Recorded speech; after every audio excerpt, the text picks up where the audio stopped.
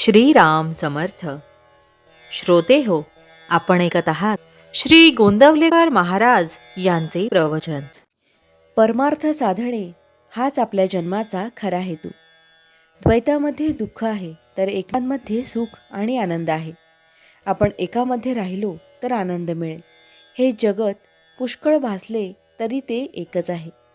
प्रपंचाच्या 10 दिशा आहेत, पण परमार्थाची मात्र एकच दिशा आहे.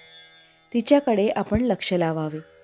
काही न करणे अर्थात मनाने हा खरा परमार्थ होय. परमार्थामध्ये उपाधी मुळीच नाही. नाही म्हणजे किती नाही, तर मी सुद्धा तिथे नाही.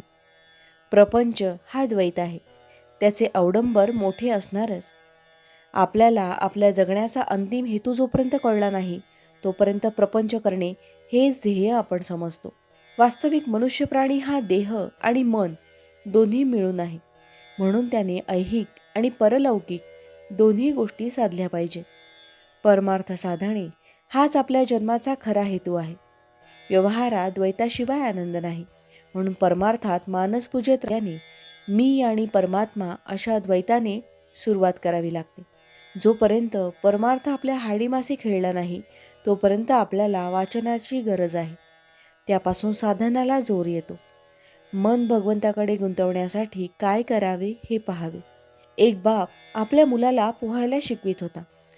बापाने मुलाला पहिल्या प्रथम घोट्या इतक्या पाण्यात आणले, नंतर ढोपऱ्या इतक्या पाण्यात आणले, नंतर थोडे आणखी पुढे आणले आणि एक दिवस त्यांनी मुलाला पाण्यात खेचून घेतले.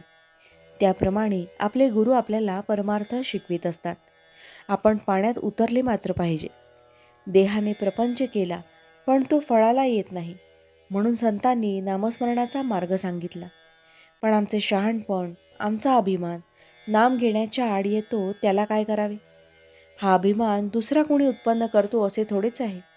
आपल्या ध्यानातही येत नाही इतके सूक्ष्म असे वासनेचे बीज आपल्यात कुठेतरी दडलेले असते. त्यामुळे लौकिकाची अभिलाषा सुटत नाही. याकरिता संतांनी एक मार्ग सुचविला आहे आणि तो म्हणजे नामस्मरणात राहून विषयाची उर्मी उठू न देणे. प्रपंचातली विघ्ने ही सूचना वजा असतात, ती आपल्याला जागी करतात. जन्माला आलो तो भगवंताला ओळखण्याकरिता, हे विसरू नये म्हणून विघ्नांची योजना असते. विघ्ने ही आपण भगवंताच्या जवळ जाण्याकरिताच येत असतात. तेव्हा त्यांना न घाबरता भगवंताच्या नामातच स्वतःला विसरून जावे. हाच परमार्थाचा सोपा मार्ग आहे. भावार्थ: जेथे आळस माजला तेथे परमार्थ बुडाला. जानकी जीवन स्मरण जय जय राम. महारुद्र हनुमान की जय. समर्थ रामदास स्वामी महाराज की जय. सब संतन की जय. श्री अनंत कोटि ब्रह्मांड नायक राजाधिराज सच्चिदानंद सद्गुरु श्री ब्रह्मचैतन्य महाराज की जय. जय जय रघुवीर समर्थ. आता आपण 13 वेळा नामस्मरण करूया. श्रीराम जय राम जय जय राम. श्रीराम जय राम जय जय राम.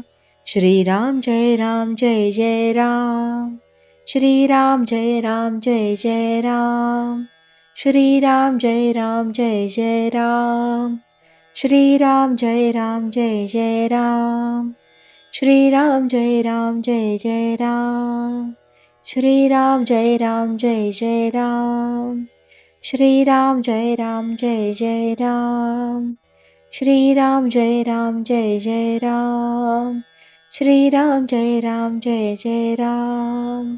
श्रीराम जय राम जय जय राम. श्रीराम जय राम जय जय राम. जय श्रीराम.